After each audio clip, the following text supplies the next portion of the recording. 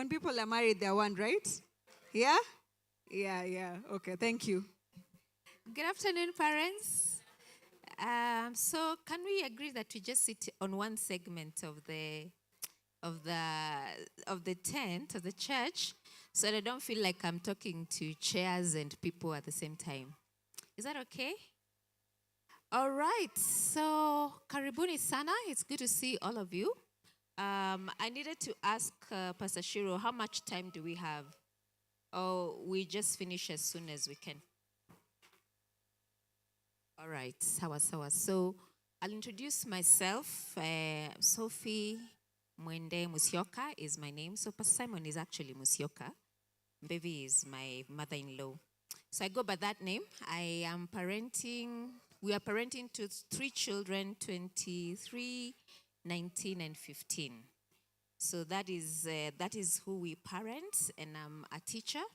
So I parent many other children that come to the school that I run. So very quickly, I want us to share with your neighbor, what is your greatest challenge? What has been your greatest challenge in parenting? If possible, share with the neighbor that you don't live with. Eh? Share with the neighbor you don't live with. Eh? Are you seated next to the neighbor you live with? Please share with somebody else. Uh-huh. Just conversation. Yeah. Okay.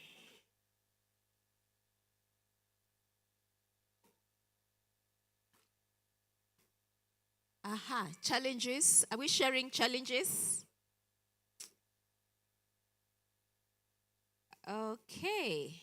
So I want to stop you now, and then I want somebody to tell me what their neighbor said. What did your neighbor say? Yes. Sorry? Gadgets is the biggest challenge. All right. If gadgets are your biggest challenge, you can also say, me too. All right, gadgets. How many are struggling with gadgets? Okay, very good. I don't know whether we are going to talk about that today. Somebody else who thinks their neighbor said something that was deep, nice. Yeah? Yes. Yes. Yes. Yeah. Okay. Yeah. Yes. Okay.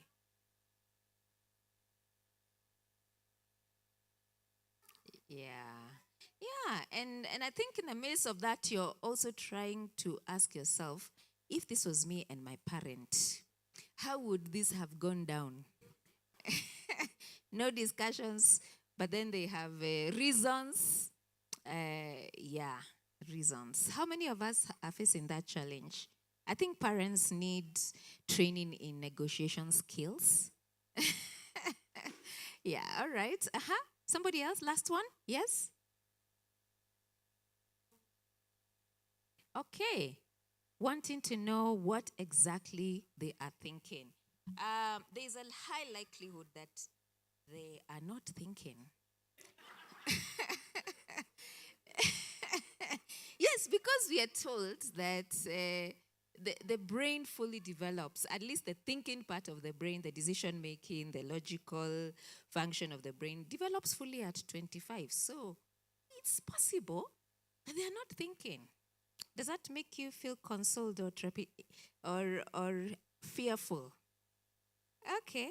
Well, they are the children that God gave us, and we just read today concerning treasure, that the blessing of the Lord makes rich, and He adds no sorrow with it.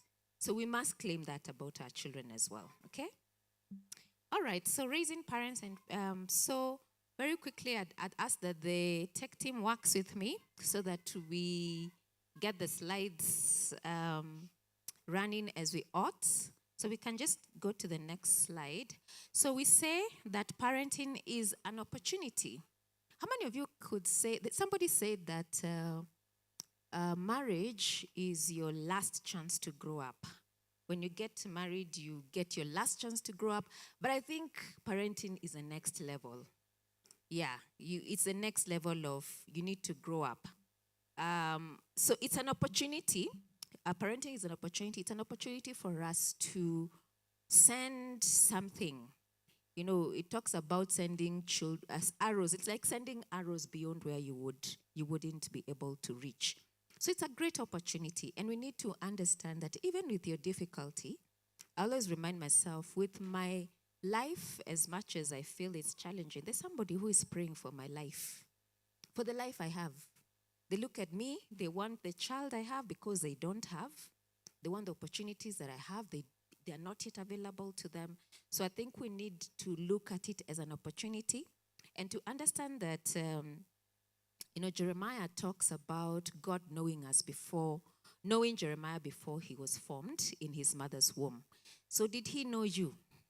If he knew the child, did God know Jeremiah's mom? Did he know his dad? Did he know the circumstances under which he was conceived?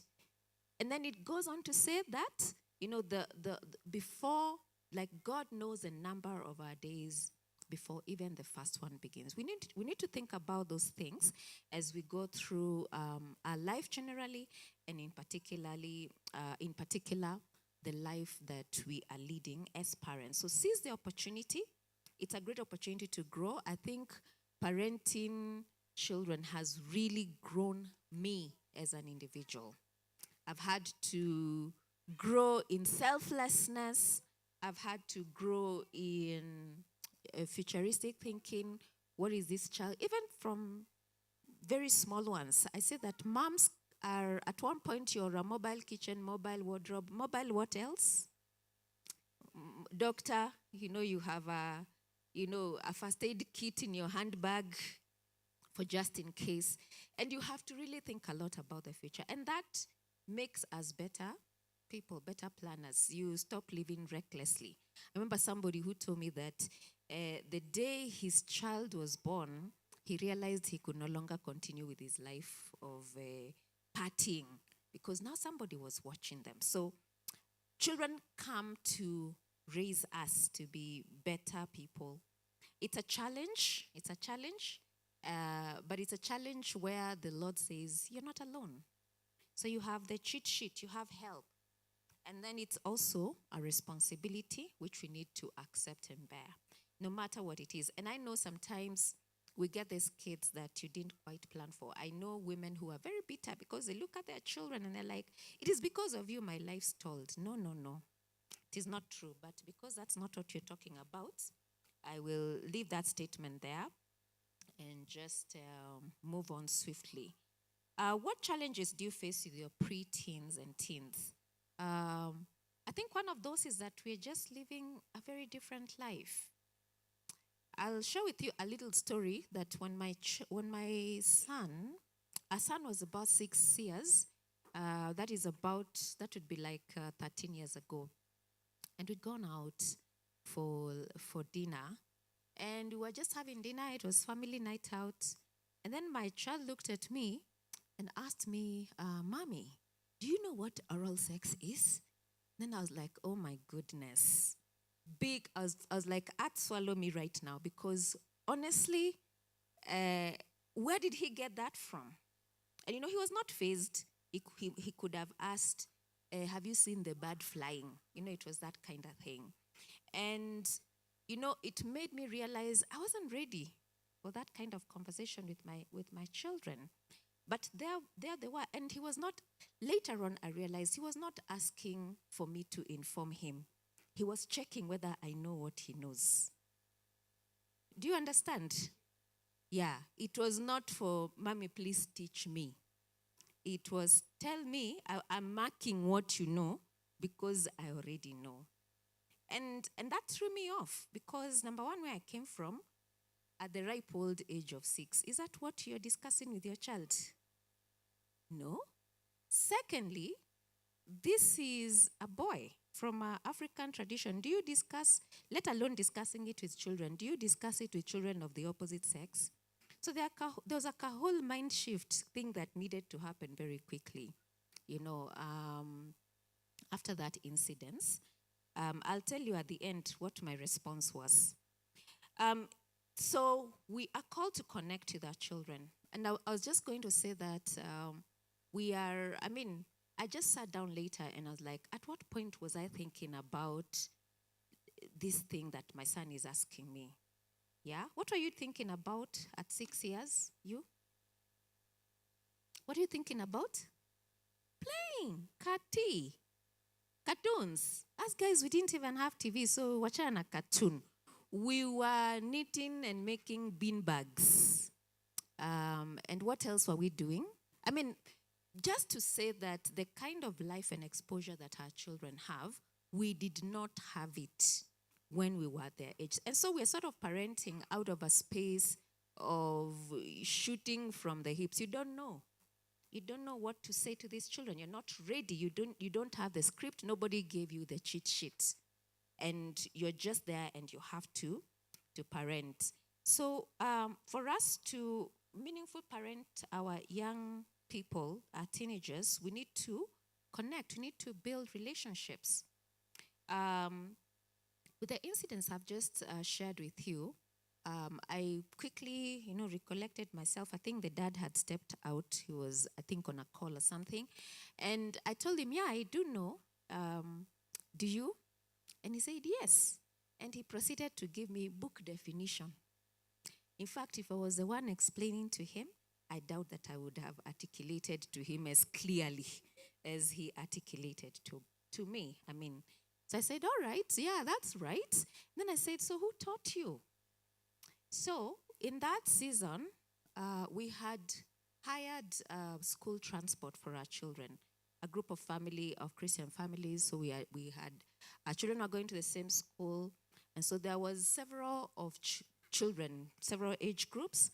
And it so happened that in that particular van, some were teenagers. They had gone to camp. They had been taught about age-appropriate sexuality. And so on that day, in the van, they took the liberty to educate all the other children on the school bus about that particular topic. So that's how my son knew about it. Yeah, so you see, sometimes children are ahead of you. You're not ready, but ready or not, here they come. And so you have to chase a kamawewe. Yeah, as a parent. So anyway, I went on to then say, okay, yeah, that's accurate. And I went on to say, frame the conversation. This is how we don't do this. But I say, thank you. And if you have any other question about this thing, please come and ask Mommy. And I tell you, the questions did come. They did not stop. And though I was not ready, what that did, availing myself to have that conversation with a child, then allowed me to connect with him. And because I didn't bash him, because I didn't tell him here on Itabiambaya, on the inside, by the way, I was shaking, but I put up, a front. But ever since, that just ceased to be a taboo topic. And it opened up conversations about many other things. And it also helped me to figure out what is my own personal philosophy about that. What do I say? The way we are told money says, what does Sophie say about sexuality? What do you as a parent say about it? A little few years, we were now having the conversations about abstinence. The next question was, so daddy and you, did you abstain? The questions are moto. Somebody was paying these children to put us on the spot. So that questions of daddy and you, did you abstain? It also made me realize if I have skeletons, see, they have to be removed from wherever they are. Yeah. And it's very serious because, again, another story about parenting from a different perspective, that I was once mentoring a lady. She was serving as an intern when I was working as a pastor. So she was interning in my department, and she was getting married, and we were having conversations about some of the things that she regrets. And what she told me is how the story of how she lost her virginity at the university. And she said that when she went to the university, you know what happens? There's usually a gold rush. Did it happen in your university? Where the older guys are going in for the freshmen, the first years, because ni mali safi, as they say. And so she says, this guy just came and told her, I just want to sleep with you. I don't love you. I'm not promising to be your boyfriend. I just want this out of you. And she said she was, first of all, very taken aback, the audacity of this guy. And so she went to the adults in her circles. And she said that this guy explained the situation, and all the people in her life, including her mother, told her, just be safe. And she says, I regret it. But I was very interested to know, why would a mother encourage her child to go down that road? And I realized that the parent of this particular girl had her own unresolved issues. And so she felt that she has no moral authority to instruct her child. Does that sound like a tragic story to you? Yeah. And so I'm just saying that as we parent our children, my own experience has been that I have to reflect on my own journey. And how has life hit me differently in a difficult way? Have I resolved it? Or am I still bleeding on my children? Are there things I'm not willing to talk about because it's an active, festering wound, in my own life? And that is there for you to just think about, because we like to say that we parent out of who we are. If you are not secure, if you are still hurting from something in your life, and if it's not resolved, it's going to color how you parent and how you interact with your own child. So I think as we talk about parenting our teens, and you see that the teen years is when the children are beginning to have a voice, they're beginning to get courage, they are now asking you difficult questions, such as the ones I was asked, and they're not asking to shame you or to embarrass you. It's a season when they are discovering. They just want to know. And who else to ask apart from their parents?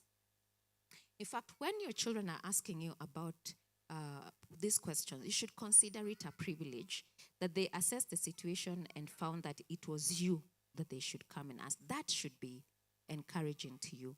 If you're not being asked questions, then you need to find out, what is it? Have I not presented myself as a safe and credible source of information, so that now my children are needing to find alternatives in terms of gaining wisdom and knowledge to resolve their own journey that is beginning to broaden. There's the whole thing of peer pressure. They're being pressured to do so many things. So look at it as an opportunity. Whatever your challenges are, look at it. Look for the teaching moments. There was once when I, and I know all of us have asked this question at some point. What is wrong with you? Have you asked that question? Please. If you have asked your children what is wrong with you. All right? So I once asked that question, and I was not asking it as I was smiling, by the way. Yeah. So my children just looked at me and they said, Mommy, the problem is that it's childhood. It's childhood that is disturbing us. I said, Mommy, it's childhood that is disturbing us. That is what is wrong with us. Just so, and yeah, that was like a 10-0 kind of answer. You don't know what to say after that. But I said, actually, yeah, truth. Yeah, it is childhood that is disturbing them. What are the implications of being a child? That is now a real question I'm asking you. Implications of being a child? You're childish? Let's use other words. What else are we? We are foolish, and we did not say that. It is the Bible that said it. What else? You're curious. You are inexperienced. You are incompetent. You don't know what you don't know. Isn't that so? Yeah. And so when we come across challenges with our children, we need to view that as teaching moments. We need to look out for teachable moments. So rather than reflect on me and feel like I am not doing well as a parent, you need to ask, where is the gap? So every day, children give us feedback on our parenting. Sometimes I ask, it's a bit fearful to seek feedback from your own children about how you're parenting them, but feedback is feedback. And like we said, these days our children know so much more, so much more than we did know at their age. So please seek feedback, look for opportunities to connect. I know in the season that we're in right now and in the circumstances of our lives is that we are working so hard as parents to provide for our children what they need. We are trying to provide for them so that we can set them up for successful adulthood. And our generation of parents say that I don't have time, I don't have quality time, so I am spending quantity time. That's what we tell ourselves. It is the equivalent of girl math for parents. Do you understand? Yeah, you're saying quantity time. I'm spending quantity time. And really what we're saying is that what that mostly translates to is the minimum time possible. But I want to tell you that quality time for children is quantity time. It needs to be a lot. And it needs to be time that is spent meaningfully and intentionally engaging our children, just getting to know them. Who knows their child's favorite color, for example? Okay, who knows their child's best friend? Okay, who knows the class that their child is in?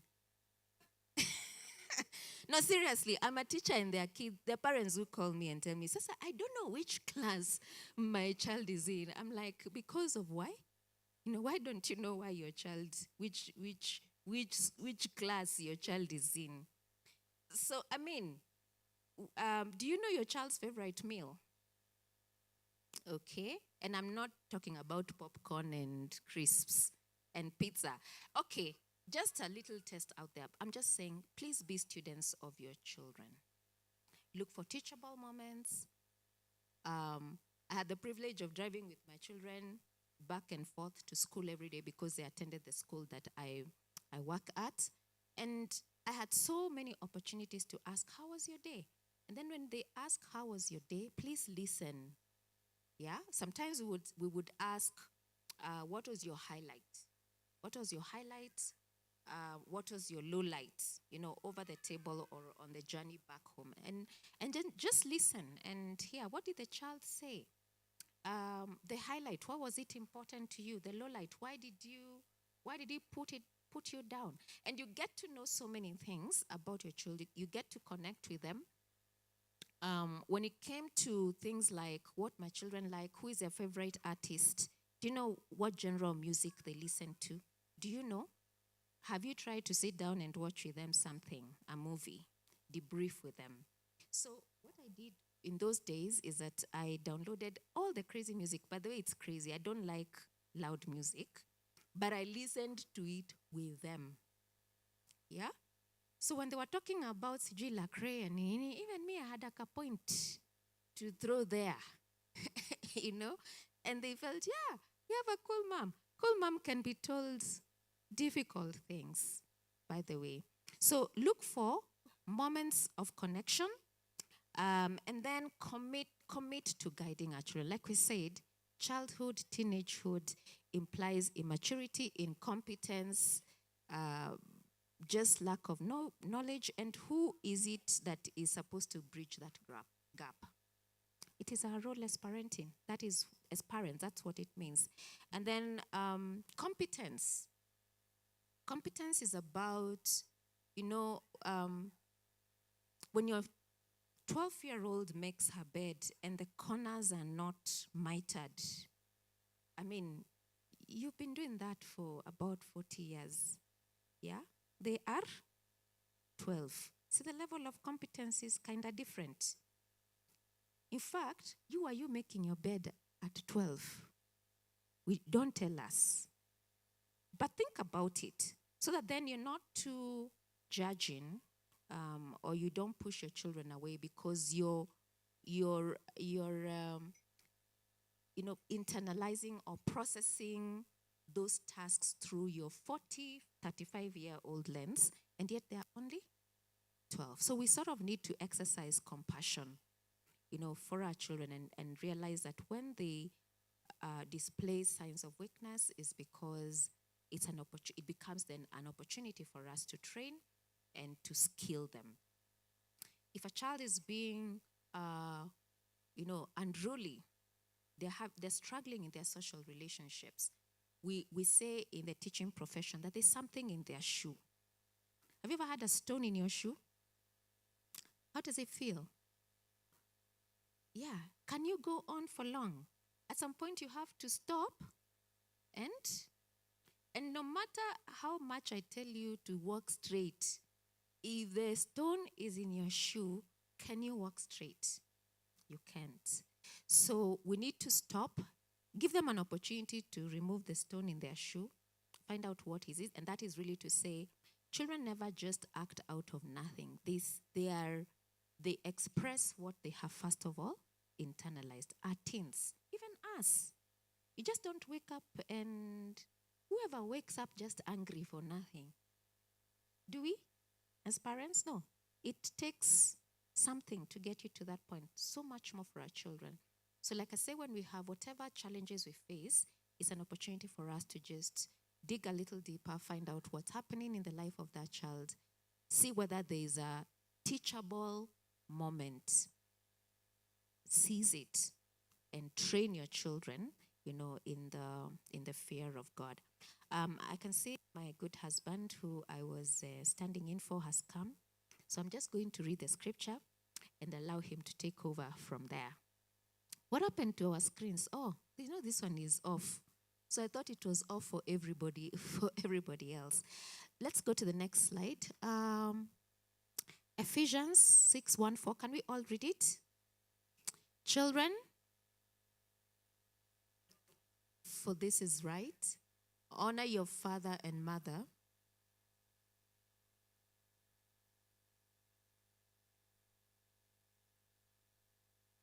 Fathers alone?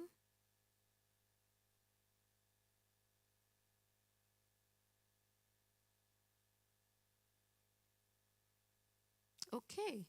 So we are told, children, obey your parents, for this is right. Honor. So 2 instructions for children: obey and honor. Obey, I think, is for younger children. And then we are also children here of our respective parents. So we are to honor.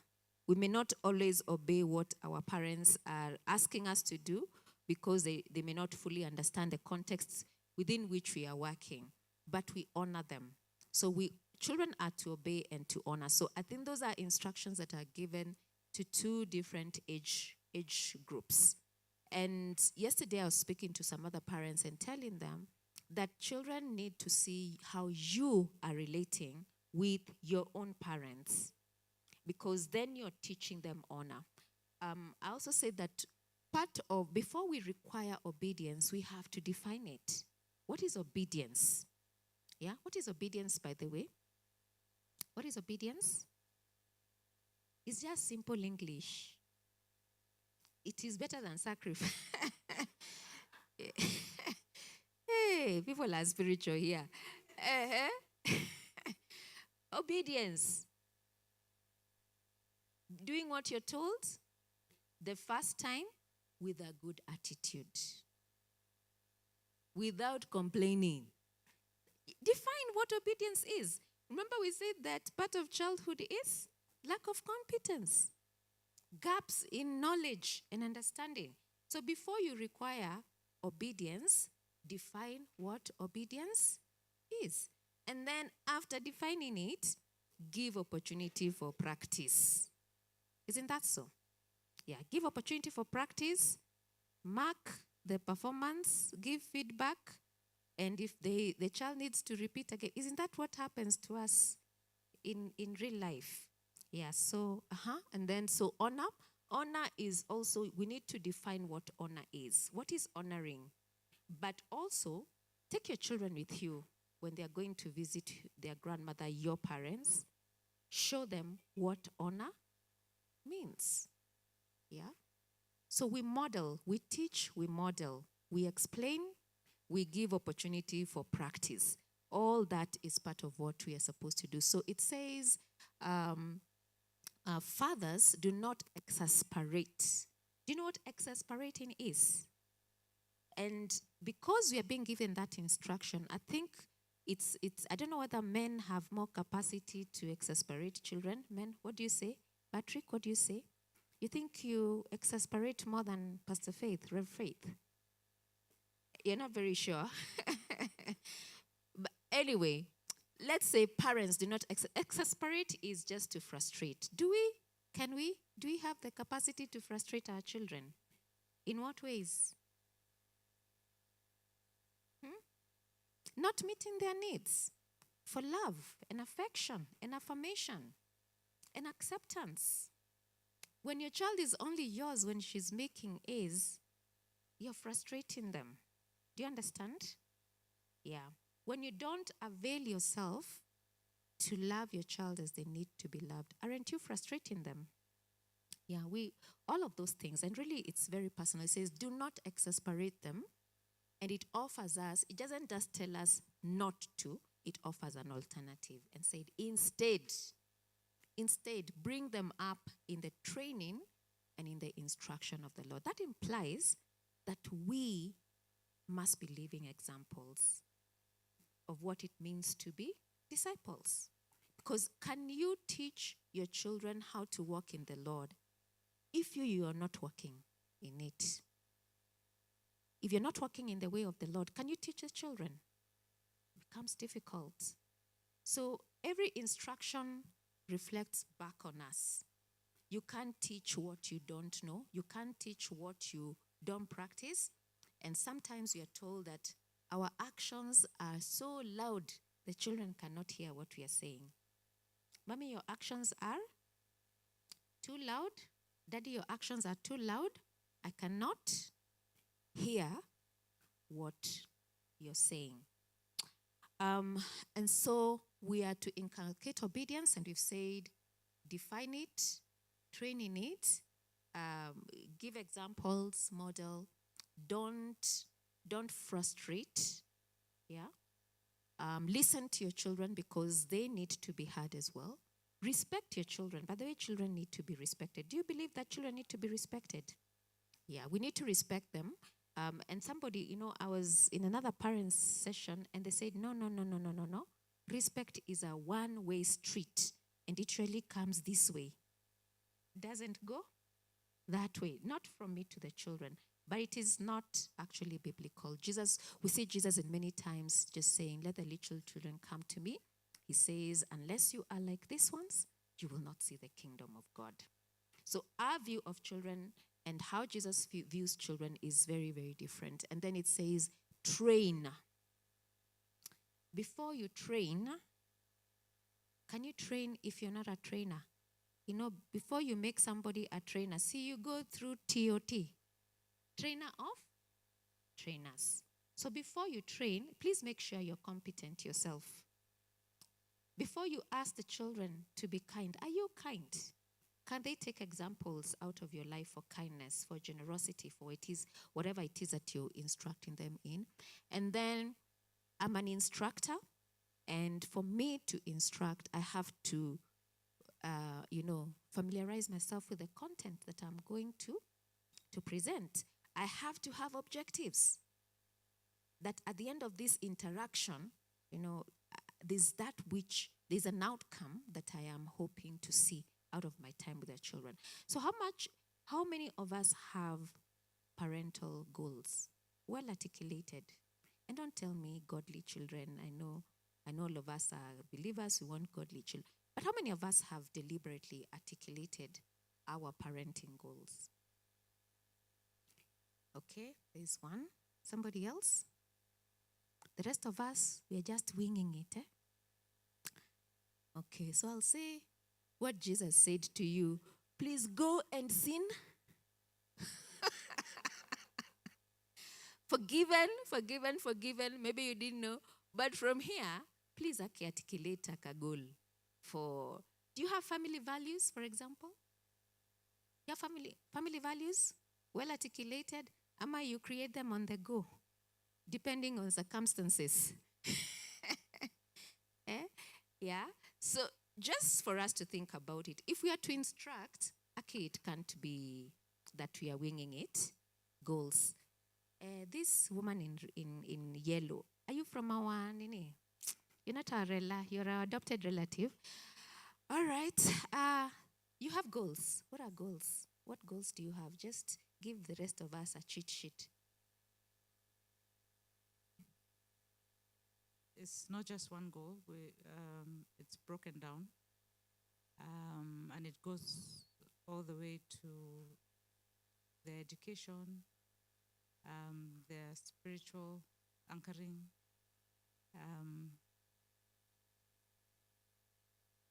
even small things like even holidays and things like that. Yes.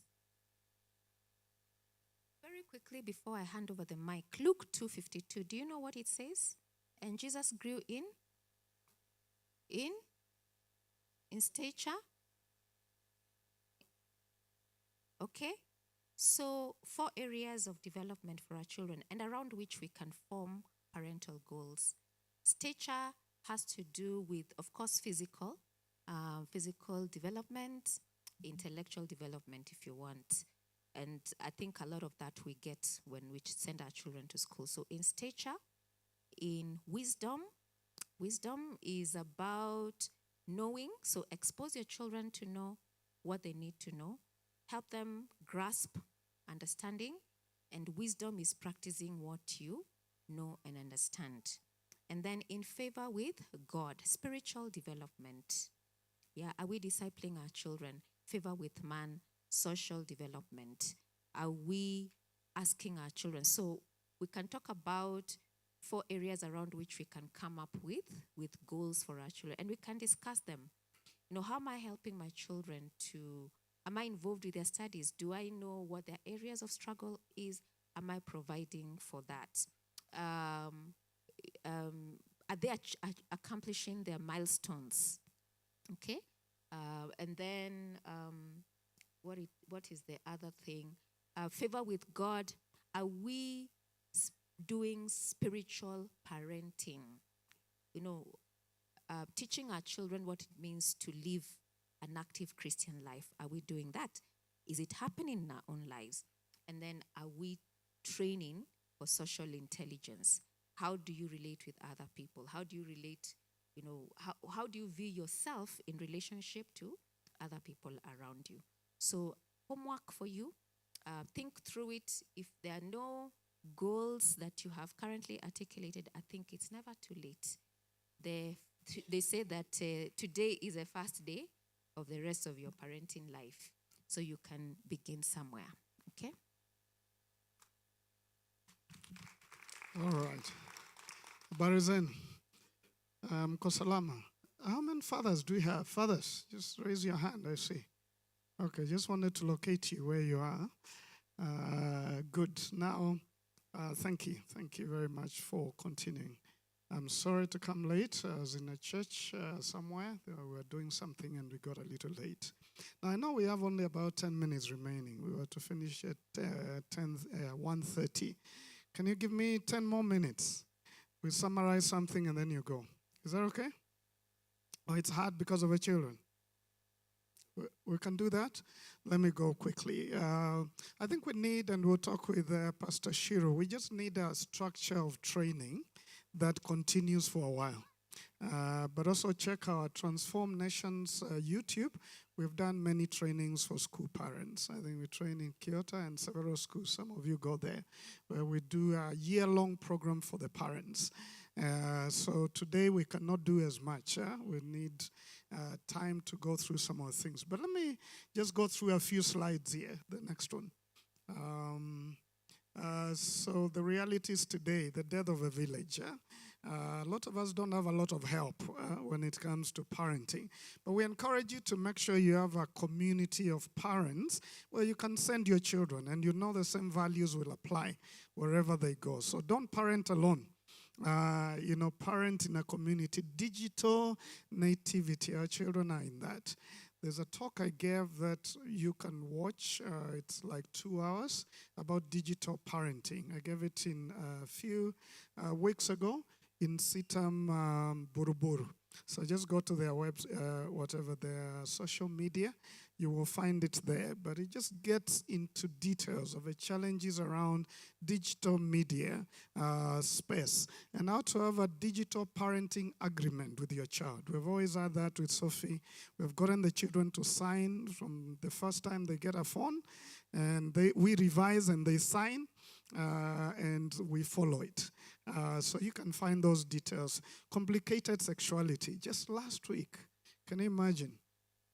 I was talking to a 10-year-old boy who told me, I feel like I'm a girl trapped in a boy's body. And though I love Jesus, I think I should explore that. And we had a long 1-hour conversation about that. And I realized she understood a bit of it, not all of it. But the LGBTQ issues are here. And we need, as we deal with our pre-teens and teens, to begin to have those conversations. Whenever there was an issue about the law and all of that, what was happening, I actually had a conversation. We had a conversation with our children. What do you mean? What do you think this law means if it was to be legalized in Kenya? What are the issues? And they ask questions as well. We want to walk with them. A lot of our kids who are Christian may not practice that, but are usually advocates. Why are you talking about them? They're good children. They're good children. They just think differently. So they like to advocate for the others. And many times they just don't understand because they've never had that conversation. Changes in family status, that's a big thing. So I know we are parenting in different places. For many years with Sophie, we have done a program for what we call silver moms, those who are raising children by themselves. And just talks about the challenges that they face with others as well. Then decline of faith in our view in the public square. Let me go to the next one so that at least we'll achieve some things. Take note, girls develop faster. So when you're doing this parenting, just realize for girls and boys is a little different. Let me give you an example. You can take those notes. I won't go into them so that I move to. I think, Patrick, men are not very face-to-face. Just come, let me illustrate with you. So if you're dealing with your boys, don't say, sit here, look at me, let's talk. What is likely to happen? What does that feel like? It's either scary, so we're going to push each other, or I'm going to look away. Boys are not very face-to-face. If I want to have a deep conversation about pornography with my son, we take a walk for several hours. Men talk like this. They're not looking at each other. You look often, and then you look at the birds out there. That's how you talk. Even in marriage, have a date where you sit across, and then have a date where you drive or walk.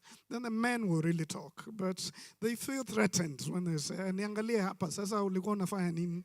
It's just threatening for men. Thank you. Did you also know that boys don't hear very well? Like biologically? Boys hearing, they don't hear well until they are 14. A boy is 14 is hearing as well as a girl who is 6. Like for real. Now, if they are watching games, now they can't even hear. You sound like background noise when you're talking to them. And it's just the way our brain is wired. I should teach something about brain differences and learning. And that's one of them. So if you're talking to your boy and they are not hearing you, don't think ni kukosa tu respect. So, yes. Yeah. No, you're also learning for your husband as well. Even big men seem not to hear well. When I tell that to ladies, they say, it looks like men never recover. But anyway, so it's good to understand, the differences, the way you're training them. When I'm talking to my daughters, they say, Dad, look at me, my girl's here. My son will never say that. It's just there are some differences, so take those into consideration. Let me go to the next one because of time. We'll send to you these slides if you need them. So parenting teens and preteens. Number one, be self-aware. Preteen is when they begin their growing critical understanding. So they begin to challenge you back. It's not like they don't like you. They have to grow in critical thinking. So they need to be critical. But then you need to teach them how to critique without being critical. You understand what I mean? To be able to say, why am I wearing this red dress? I can wear the green. And then you need to allow them to choose at some point.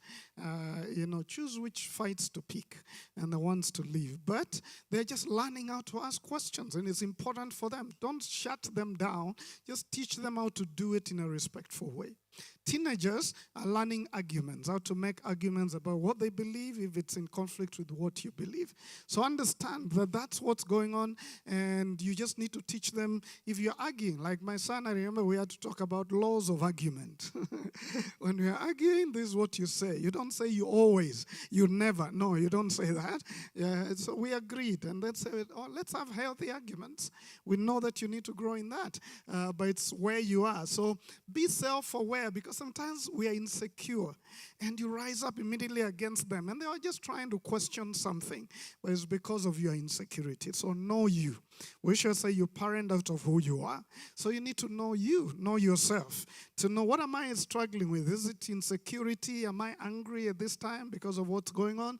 Am I afraid that my child is going to be like another child I saw somewhere?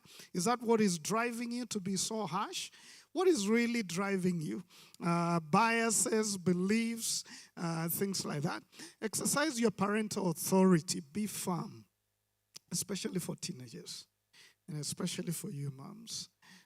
Teenagers I teach teenagers in one of our programs, and sometimes they're just talking. The other day I was talking to some, they were 15-year-olds, and they were like 15, and I'm talking, and they're standing on their seat and doing other things, and I say, guys, sit down. This is what we are doing. If I see you do this, you're out of this. I had to exercise my authority, and I meant what I said, and after that, they tore the line.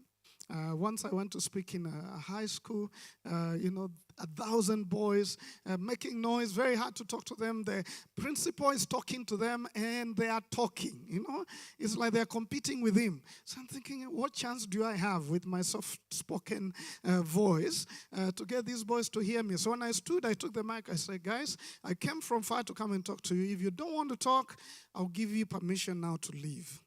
Those who want to talk will remain here, because you can't be talking when I'm talking. So I kept quiet for a minute. Nobody walked out. So I said, all of you want to talk. Nobody is going to talk when I'm talking. If I see you talking, I'll make you stand up, and the principal will walk you away. And you know what that means. Nobody talked for 45 minutes. I exercised more authority than the principal, even though I couldn't punish them, but because I put my foot down. So exercise your authority. That's what I'm saying. Just say, this is what I've decided will happen. Let it happen. And let them know there are consequences if that doesn't work. Seek to understand the child and act in their interest. Remember, you were once in their place. I think we have talked a bit of that. And we said, never walk alone. Let me go to the next one. I'm about to finish. So preteens, 9 to 13. I'll just summarize this. 9 to 13, preteens, sweet and sour times. This is a season of transition. Today they are lovely. You're thinking, this is the best child I've ever had. The next time you're wondering, who is your mother? And who is your father? Because you're wondering, what are they doing? And part of it is just growth challenges. Vera, yours is a preteen, right? No, not yet. preteen, yeah? And sometimes they are sweet, sometimes they are not sweet. And you just have to don't exasperate. Again, just remember to be close with them and connect with them. Their puberty changes, brain, hormonal, physical changes. For boys, their highest levels of testosterone are between 12 and 14. That's why they become very restless. They just can't sit still. They want to go eat, bread and come back, and you're talking to them. Sometimes it's just the hormones and what is happening. Girls tend to be more moody between 16 onwards. Boys tend to be more moody between 13, 14 because of those testosterone issues. So understanding there's emotional turmoil, increasing responsibilities at home and in school. They are being exposed to dangers beyond home. There are friends out there and what is happening, and you need to keep talking with them to know what they're going through. Experimentation and searching. How many of you tried to smoke when you were this age? You tried. You didn't quite do it, but you tried to drink, to smoke. Yeah, I tried to smoke. You know that newspaper thing? Huh? You wrap and you try to. I coughed so bad. Huh? I said, this is not for me. I've never tried it again. So it's a time of experimentation, searching. Can this work? Would this work? So you just need to know that somehow they might attempt these things. Even alcohol. And you know, the girls are very, these days, the way they take alcohol without you knowing they drank. You know what they do? Yeah. Tell them what they do. They'll dip a tampon in alcohol and then insert it. Yeah, and they'll get drunk through that. I mean, they'll get some of the alcohol. And girls are doing that. It's some kids who told us that, yeah, this is what we do. Marijuana has become very popular. Some while ago, in our estate, a girl was 12, was caught with a handful of marijuana ground. Do you know what she wanted to do? She wanted to put it in the porridge for her parents so that she sees how they look when they are high. Because another kid in school had done that and taken like a video, how they were laughing and talking. So now she got the idea and she was coming to do that. So experimentation and searching. So one day if you just find yourself feeling a little hairy. No, I was saying that there's also weed cake, weed cookies. So children will get high and you don't know why. Yeah. So they could be taking cookies in your presence, but they are weed cookies, huh? Elder, you need to discern these things. But you are, so for others, separation. They are beginning to separate themselves from you. This becomes more challenging for mothers because your entire journey is a separation. From birth, you separate. Winning, you separate. Around 8, 9 years, you begin to separate. They tell you, hug me only when we're in the house, if they're boys. Huh? Don't hug me when my friends are looking. You're beginning to separate. Then at 18, you're releasing them. So it's a journey of separation. For mothers, it's not easy. And you just need to know it's okay. Sometimes they criticize you so that you give them their freedom. They push you away. This is a time of saying, I need you, I don't need you. Come to me, no, leave me alone. It's just a confusing time. Let's go to, maybe I'll finish with this one so that I don't offend you. Emotional turmoil continues 13 to 18. The mood swings, the love and anger, irritability. I just want to encourage you to teach the children emotional intelligence.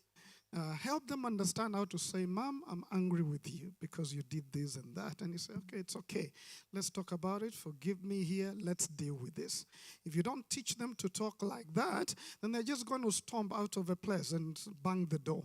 And don't allow such kind of behavior. I think we taught our children, if you bang the door, we're going to remove the door. It means you're fighting with it. And you live like that. We were not planning to execute it, but nobody has banged the door in our house, at least. Through preteen and teenage, because we said these are the things. If you're feeling angry, it's not with the door, it's with me. Talk to me.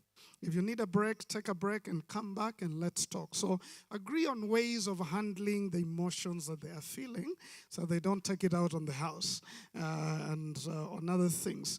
Peer influence increases, so make sure you know who are they hanging out with, whose parents are they. We try to bring the kids more to come for sleepover in our house so that we are in control of it. But we also know where they go and trust the parents. As I said, it's a time they're becoming their own persons. Allow them their opinions, but teach them how to do it respectfully. They want to blend in, but not stand out. It's interesting. Kids of that generation, only in social media they want to stand out. But in real life, they just want to, no, I don't want to look like I'm better than them. I don't want to look like this and that. So they want to blend in, not really stand out. So they're very self-conscious and many times just self-centered. The push and pull I talked about. Let me see what I can do the last. Just go down. I'll tell you which one to stop with. All right, this one, just write it down. Go up there. Just write it down, the areas of concern. Image, that's a big one. So keep affirming them when it comes to image. Identity, they're asking, who am I? So affirm their uniqueness. Oh, you're such, not just on competence. Don't just tell them you do so well in biology. Tell them you're so kind. I loved the way you helped that other child. So affirm character, not just competence. Affirm character and show them how unique they are. Because that builds their identity. They know that I don't have to be like others. Influence is becoming a big thing. Try and get them mentors. What we have tried to do with our kids is every time they go to 12, 13, we got them mentors who walked with them through teenage. And they would go there for sleepover. They'll be instructed. So we're working together with their mentors to encourage them. And that has really worked and helped. So the next one, so that's influence. They're dealing with integrity. Values, kids begin to appreciate values at around 8 years when they go to what we call the lover stage, 8 to around 10. That's when they begin to appreciate values. So you need to begin teaching them values, but now when they get to 12, 13, they're beginning to wonder, these values, are they just for the parents or mine? They're trying to have their own convictions. So help them with that. And then, of course, intelligence, we talked about it. The next one. Sexuality, I don't even want to go there, but we should talk about age-appropriate sexuality education, but we may not have the time. Just know they're thinking, they're having crushes. The other day I was talking to an 8-year-old girl who told me, and she was crying, you know, my crush has just left me. 8 years old. When I asked her, I realized it was the third crush that has left her. I said, you started too early, you're going to die, you know. You have a long life to go. And she was almost depressed about that. So ask your children who is their crush. Most probably they have a crush. Now, help them understand, what do you do with a crush? What are you supposed to do? Because most likely they like someone. And you need to have a conversation about it. And I think we talked about the other LGBTQ. The last one, the next one. So this is your role. Be a supervisor and a coach. Guide them through this transition. It's confusing for them. They need you to open up, show them that you're available. You're available. And if you're available, look available. Yeah, look available. Yeah? You know, sometimes we say, my door is always open. Have you ever heard bosses who say that? But nobody goes in there. If you know what's good for you, you don't, even though the door is open. Sometimes we have that picture charity to our children where we say, you're always welcome. But the way you react, they'll never come near you when they have done something. So supervise, be a sociable, a reachable coach. Inform and teach, talk about all these things, whether it's drugs. And these days you can go online and read about LGBTQ and all the arguments. I had to do that because I make arguments with kids about these things. I had to know where they're coming from, what is not scientific, what is scientific. For example, they say some people are born that way. I went to that theory. The guy who wrote that theory denounced it before he died. He said he had doctored the research to conclude that. But nobody tells us that. So you need to understand all the arguments that they have. Be involved and connect. Just keep close. Assign tasks and allow adventure. I would advise you for your preteen and teen, have a date at least every month. A date where you hang out. Either walk or hang out, a place they know. If there are issues to discuss with mom or dad, there's a date that is coming, which is not less than 3 hours. They know that there's a place you can have conversation. Also, my wife did a brilliant thing with the daughter, said, here is a book. What you can't tell me, write it or come and read, and then now I can respond, and then we can talk. So that's another way of expression. Is there another slide? Respect privacy and encourage open communication. Of course, privacy is always to a limit because you're a supervisor. Acknowledge emotions, we've talked about that. Values, appreciate image concerns, affirm independence, but model interdependence. I think it's Steve Covey who says the greatest maturity is interdependence. Independence, they are learning so that they can learn interdependence eventually. Is there another slide? Sorry for rushing you. I know that we should. So this is the last slide. Parental growth. This is what I've come to realize. Our children are a tool of Christ to help us grow. They reveal your impatience. They reveal your selfishness. They reveal things about you that you never knew. So it's character development. Raising, especially preteens and teens. You grow up in a hurry. You get to realize you're the adult. You can't act like them. If they throw tantrums, you can't do the same. You're the adult. So you've got to grow, whether it's in patience with yourself and the child, communication, being calm, cool, and collected. Every time you find you're shouting, how many of you shout at your children? Don't. Don't shout. Nobody wants to be shouted at. So don't shout. So if you feel like you're about to shout, take a walk and come back and talk normally. Because you're modeling, yeah? Apologize.